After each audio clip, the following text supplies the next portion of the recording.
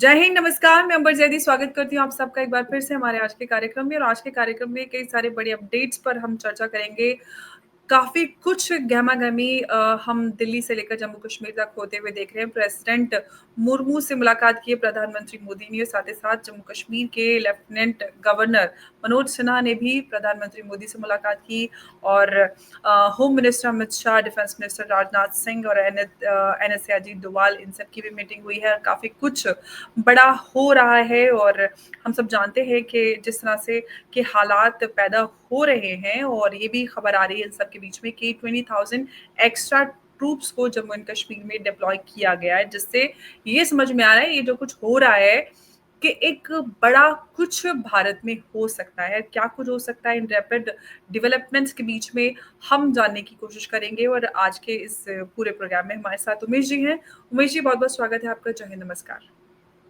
जय सिया राम अंबर जी। जय Siya Ram. Umesh ji, high level meetings हो रही हैं नई दिल्ली में, और जैसे कि हम जानते हैं कि प्रधानमंत्री मोदी प्रेसिडेंट मुर्मू से मिल चुके हैं, और काफी कुछ हमें देखने के लिए मिल रहा है जिस सब की बात मैंने की। क्या कुछ हम उम्मीद कर सकते हैं इस इन डेवलपमेंट्स के बीच में? देखिए, बात तब शुरू हुई कि जब प्रधानमंत्री मोदी जी रात के अंधेरे में राष्ट्रपति मुर्मू जी से मिलने गए थे और ये मीटिंग तकरीबन 1 घंटे तक चली थी। और उसके बाद अगली सुबह हमने देखा कि प्रधानमंत्री मोदी जी को मिलने लेफ्टिनेंट जनरल मनोज सिन्हा आए थे। उनसे भी बंद कमरे में अराउंड 45 मिनट्स तक मीटिंग हुई है। उसके बाद जैसे आपने बताया है, होम मिनिस्टर अमित शाह जी वो मिले थे डिफेंस मिनिस्टर राजनाथ सिंह के पास। और आप ये भी देख रहे हैं कि अजीत डोभाल जो हैं, हमारे एनएसए जो हैं, वो ट्राई सर्विसेज चीफ्स के साथ मिले हैं।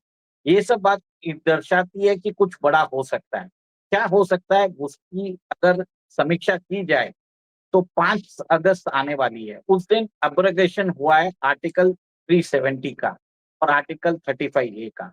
और इसके कारण आपने देखा है कि ये जो अब्रोगेशन हुआ है वो एक तरह से पाकिस्तान और जो जितने भी अ, जो वैली के अंदर जो राजनेता है वो एक तरह से नाखुश है इनसे।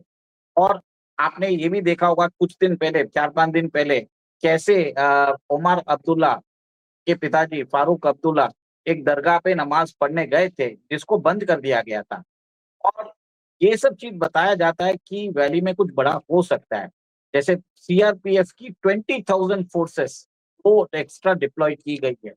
तो क्या एक तरह से ये जो हमारे राजनीतिज्ञ है, जो हम्म, नजरबंद है, या हम्म, कुछ बड़ा प्लान कर रहे हैं? क्या वो वैली के अंदर वापस चक्का जाम करने की प्लान कर रहे हैं, या आतंकवादी एक तरह से पूर्ण हमला करने की कोशिश की फिराक में है?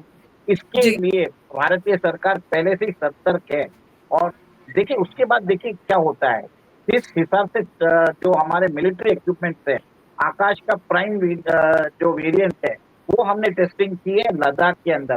हाई लैटिट्यूड पे हमने टेस्टिंग की है। और कश्मीर के अंदर ही हमने देखा है कि कम कैसे हमने अग्नि एक और पृथ्वी मिसाइल की टेस्टिंग की है हाई एल्टीट्यूड पे। तो ये मैसेज दिया जा रहा है पाकिस्तान को। और बॉर्डर पे बताया जा रहा है कि बहुत जो फाइटर एयरक्राफ्ट है, हेलीकॉप्टर की एक तरह से मूवमेंट बढ़ गया है। हम्म, ड्रोन्स कम से कम 5 ड्रोन्स को उन्होंने न्यूट्रलाइज किया है। तो हम्म, ये सब चीज कुछ बहुत बड़ा होने की संकेत दे रहा है। और मेरा ये मानना है कि भारत का ये जो ऑपरेशन सिंदूर है, जो हम्म, एक तरह से बंद नहीं हुआ था, वो हम्म, वापस चालू हो सकता है। और इसके अंदर अपने जो आपको मालूम है, पाकिस्तान अपनी आदत से मजबूर भी है। वो जी। बात करेगा पीस की, और एक तरह से दूसरी तरफ वो दहशतगर्द भेजने वाला है। और ऑपरेशन सिंदूर में जिस हिसाब से उसने मुंह की खाई है, उसके बाद हमने इंडस वाटर ट्रीटी को अब्रोगेट कर दिया है। टाइम एंड अगेन पाकिस्तान ने बोला है कि हम इसके लिए इसका जवाब जरूर देंगे। और आपने कुछ दिन पहले देखा भी था कि बिलावल भुट्टो ने भी आपत्तिजनक स्टेटमेंट दिए हैं। पाकिस्तान के मिनिस्टर्स टाइम एंड अगेन इसके ऊपर स्टेटमेंट देते जा रहे हैं। तो कहीं ना कहीं वैली के अंदर जो हमारे जो वहां पे जो राजनेता हैं, वो हम्म, जिस हिसाब से इनका कोई भरोसा नहीं है, वो बात करें अपने हमारे साथ भारत के साथ रहने की, पर वो पाकिस्तान का सपोर्ट कभी भी कर सकते हैं। और एक तरह से वहां पे जो हालात सामान्य हुए हैं, तो क्या वो अमरनाथ यात्रा को डिस्टर्ब करने की प्लान कर रहे हैं? क्या चीज कर रहे हैं? क्योंकि कश्मीर बॉइल पे हो सकता है।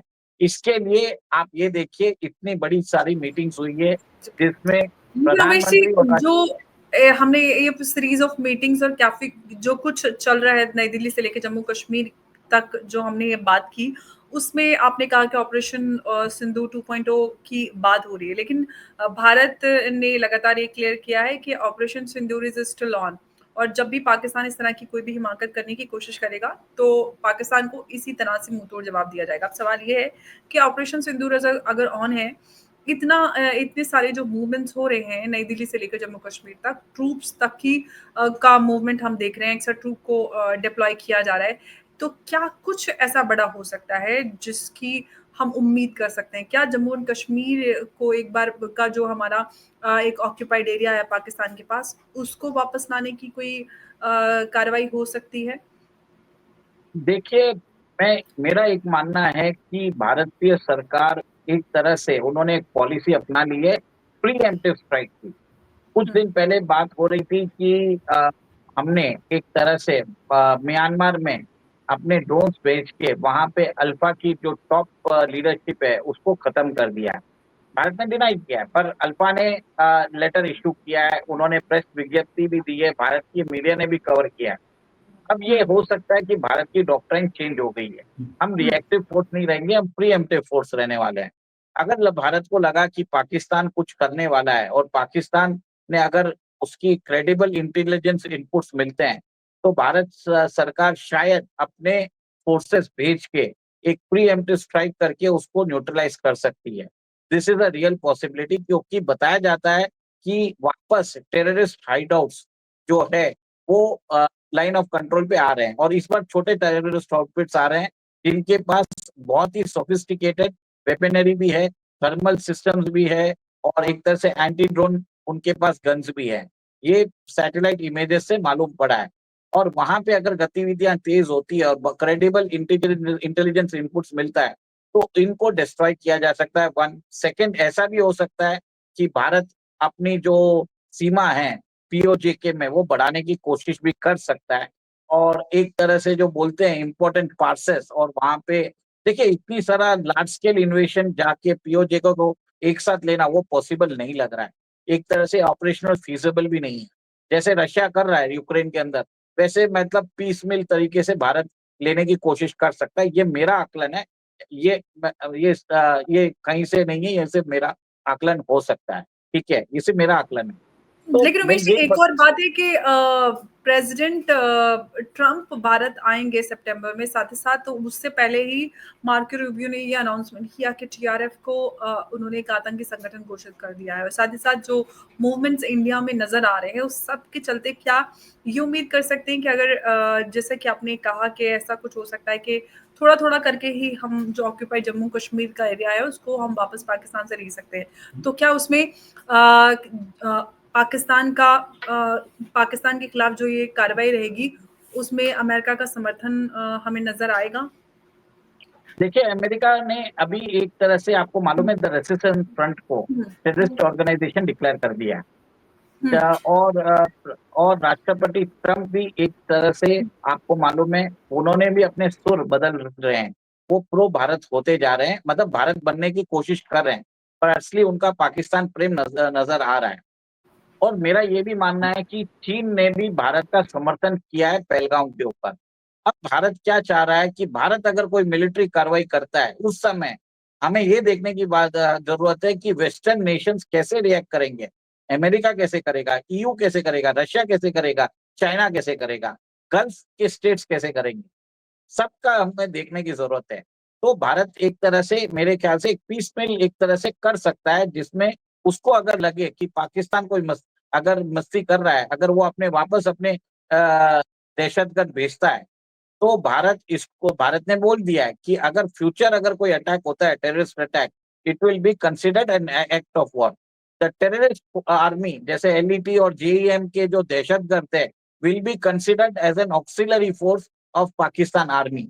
और इसका हवाला इसके लिए भारत सरकार देती है क्योंकि भारत, आपने देखा है कि जो टेररिस्ट के जनाजे पे पाकिस्तान आर्मी के लोग खड़े थे, तो कहीं न कहीं भारत ने वो चीज़ बता दिया है। और अंबर जी, मैं एक और एक चीज़ आपको ये बता रहा हूँ, भारत सरकार ने एक तरह से वेरी क्लियर कर दिया है कि बिल्कुल, हम पाकिस्तान आर्मी ने ही टेररिस्ट की नमाज़-ए-जनाज़ा पढ़ाई, जिसकी तस्वीरें काफ़ी वायरल भी हुई थी और पाकिस्तान आर्मी को जवाब देना मुश्किल पड़ गया था। लेकिन वो बात और है कि पाकिस्तान जो प्रोपेगेंडा करता है, अब वो प्रोपेगेंडा भी बर्स्ट हो रहा है। जैसे कि पिछले दिनों ये खबरें आ रही थी कि जो आसिम मुनीर है, मुल्ला मुनीर, वो जाके प्रेज़िडेंट ट्रम्प के साथ लंच करके आते हैं, तो काफ़ी कुछ बदलाव यूएस पाकिस्तान पॉलिसी में हो जाएगा। लेकिन अभी टीआरएफ को एक आतंकी संगठन घोषित किया है अमेरिका ने, तो उससे वो भी उम्मीदें जो पाकिस्तान प्रोपेगेंडा कर रहा था, वो भी ध्वस्त होती नज़र आ रही हैं। नहीं, बरोबर बोल रहे हैं आप। आपने बरोबर बोला है कि जो प्रोपेगेंडा है पाकिस्तान का, एक तरफ से ध्वस्त होता नज़र आ रहा है। और सेकंड, भारत ने जिस हिसाब से एब्रोगेशन किया है आर्टिकल ये आईडब्ल्यूटी का, इंडस वाटर हुँ, ट्रीटी का, वो पाकिस्तान में कहीं न कहीं प्रॉब्लम्स क्रिएट कर रहे हैं। आप ये भी देख लीजिए कि वहाँ पे बलूचिस्तान लिबरेशन आर्मी और बलूचिस्तान फ्रीडम फाइटर्स ने मिल के पाकिस्तान आर्मी के नाक में दम कर दिया है। उन्होंने ऑपरेशन बाम जी, लॉन्च किया है। और कैसे टीटीपी ने भी अपनी रिपोर्ट अभी जाहिर की है, जिसमें उन्होंने बताया कि पिछले 3-4 महीने में उन्होंने 2000 पाकिस्तानी सोल्जर्स को मौत के घाट उतारा है।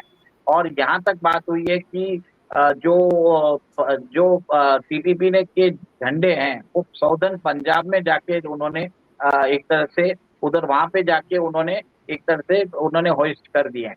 तो इसका मतलब ये है कि पाकिस्तान के अंदर जो हम देख रहे हैं सिचुएशन, धीरे-धीरे उनकी आंतरिक सुरक्षा है, आंतरिक हुँ, सिचुएशन खराब होती जा रही है। और बहुत जगह तो पाकिस्तान की जो फ़ौज है, पाकिस्तान की जो सरकार है, उसका वहाँ पे कोई वर्चस्व, कोई बोलबाला नहीं रह गया है, अंबर जी। जी। तो मेरा मानना है कि भारत सरकार ये भी देख रही होगी कि पाकिस्तान के अंदर सिचुएशन खराब है, उसका भी शायद फ़ायदा उठाएँ, नहीं उठाएँ हमें नहीं मालूम। और आगे ये भी हो सकता है कि हम देख रहे हैं कि सिंधु देश लिबरेशन आर्मी भी अपना अ, परचम लहरा रही है पाकिस्तान में इंडिपेंडेंस की बात करके। तो एक तरह से फेल्ड स्टेट नज़र आ रहा है। और अमेरिका को भी समझ में आ गया है कि पाकिस्तान जैसे फेल्ड स्टेट के साथ रहने से कोई फ़ायदा नहीं है। हमें अपना बेट्स इंडिया के साथ भी रखने की ज़रूरत है, जिससे हमारा जो ट्रेड संबंध है, जो हमारा ग्रोथ है, वो इंडिया से आएगा। पाकिस्तान से हमारा ग्रोथ आने वाला नहीं है। तो ये एक चीज़ मेरे को समझ में आ रही है। और देखने वाली बात होगी कि आगे ऐसे जो सिचुएशन है, वो कैसे चेंज होते हैं। क्योंकि जो वैली के अंदर जो नेता हैं, वो भले ही प्रो इंडिया बात करें, पर उनका हिस्ट्री ये बताता है कि वो हमेशा कभी भी पलटी मार सकते हैं। भले ही वो उमर अब्दुल्ला हो या महबूबा मुफ्ती हो या फारूक अब्दुल्ला हो। बिल्कुल, लेकिन उमेश जी, अगर अमेरिका की बात करते हैं तो अमेरिका भी कुछ पलटी में कुछ कम नज़र नहीं आता, कभी इधर, कभी उधर, मजबूरी समझ में आती है। लेकिन अभी क्या ये जो डेवलपमेंट्स नज़र आ रहे हैं, उस सब के बीच में अमेरिका पे भरोसा किया जा सकता है कि अगर जो पॉसिबल ऑपरेशन सिंदूर की बात करते हैं 2.0, या साथ ही साथ जम्मू कश्मीर के जो ऑक्यूपाइड एरिया है, उसको वापस लेने की बात है? देखिए, अमेरिका का रिएक्शन कैसे होगा, वही हमें देखने की बात है। अगर पाकिस्तान पर वापस अगस्त 5 को और अगस्त 15 को वो क्या करता है, उसके आगे भी देखने की बात है। और वैली के अंदर बात किया जा रहा है, हलचल बढ़ती जा रही है। वहाँ पे जो दहशतगर्द है, वो एक तरह से परेशान है कि वहाँ जो पहलगाम का असर भी हुआ नहीं है, तो वापस हुँ, आते जा रहे हैं और एक तरह सिचुएशन नॉर्मल हो गई है, तो उनको वो भी तकलीफ होती जा रही है। और मेरा ये मानना है कि हमें सतर्क रहने की ज़रूरत है। हमें एक तरह से भारतीय सरकार के साथ रहने की ज़रूरत है। ऐसे बहुत जी, सारे इंसिडेंट्स आएँगे, जिसमें भारत स ब जैसे दहशतगर्द जो हुँ, घाटी में अमन और चैन फैला है, जी, उसको डिस्टर्ब करने की कोशिश की जाएगी। और एक और एक चीज़ आप देखिए ना अमर जी, जिस हिसाब से अगर पाकिस्तान अगर करता है, तो एक तरह से भारत सरकार बताना चाहती है कि हम रेडी हैं, हमारे मिसाइल सिस्टम रेडी है, पृथ्वी और अग्नि को चलाया है, तो मतलब एक ये है कि अगली बार शायद पिंडी और इस्लामाबाद पे हम शायद चला दें इसको। तो घाटी से चलाना, वहाँ पे टेस्टिंग करना, एक बहुत बड़ी बात है। एक इंडिकेशन दे रहा है, एक चेतावनी दी जा रही है। और एक बोलते हैं ना, पावर प्रोजेक्शन करने की कोशिश की जा रही है, जिससे जी। दोनों चीन और पाकिस्तान दोनों परेशान होने वाले हैं।